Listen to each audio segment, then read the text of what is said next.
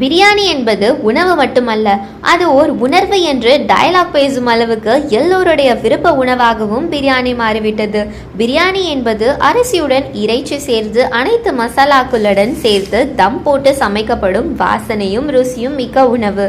India முழுவதும் ஒவ்வொரு மாநிலத்திலும் பெருநகரங்களிலும் பல்வேறு வகையான பிரியாணிகள் கிடைக்கின்றன. அவை வெவ்வேறு சுவையுடையதாக இருக்கின்றன. இருப்பினும் பிரியாணி சாப்பிட்ட பிறகு தவிர்க்க வேண்டிய சில வகையான உணவுகள் உள்ளன.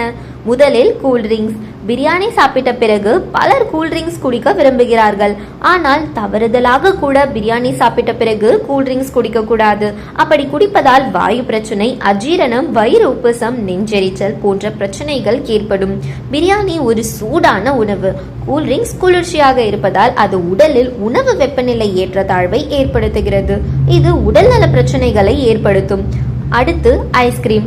சிலர் பிரியாணி சாப்பிட்ட பிறகு இனிப்பு வகைகளை விரும்புகிறார்கள். குறிப்பாக ஐஸ்கிரீம் மற்றும் இனிப்புகளை சாப்பிடுவது செரிமான பிரச்சனைகளை ஏற்படுத்தும்.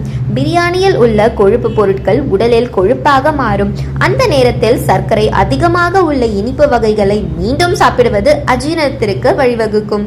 இது எடை அதிகரிப்பையும் ஏற்படுத்தும். அடுத்து மில்க் ஷேக். சிலருக்கு பிரியாணி சாப்பிட்டவுடன் மில்க் ஷேக் குடிக்கும் வழக்கம் இருக்கும். ஆனால் இது ஒரு பெரிய தவறு. பிரியாணியில் அசைவ பொருட்கள் இருப்பதால் அதில் உள்ள புரதங்கள் பாலுடன் கலக்கும் போது உடலில் செரிமானத்தை தாமதப்படுத்துகிறது. இது உணவு விஷம் மற்றும் அமிலத்தன்மையை ஏற்படுத்தும். பிரியாணி சாப்பிட்ட பிறகு செரிமானத்தை அதிகரிக்க உடலுக்கு குறைந்தது 2 மணி நேரம் ஓய்வு கொடுக்க வேண்டும். லேசான வெதுவெதுப்பான நீரை குடிக்கவும். உட்கொள்ளும் ஒவ்வொரு உணவு மற்றும் பானத்தின் மீதான விழிப்புணர்வை அதிகரிப்பதன் மூலம் மட்டுமே நாம் ஆரோக்கியத்தை பராமரிக்க முடியும். சுவைக்காக செய்யும் சிறிய தவறுகள் பின்னர் பெரிய உடல்நல பிரச்சனைகளாக மாறுவதற்கு முன்பு அவற்றை கவனித்துக் கொள்வது நல்லது.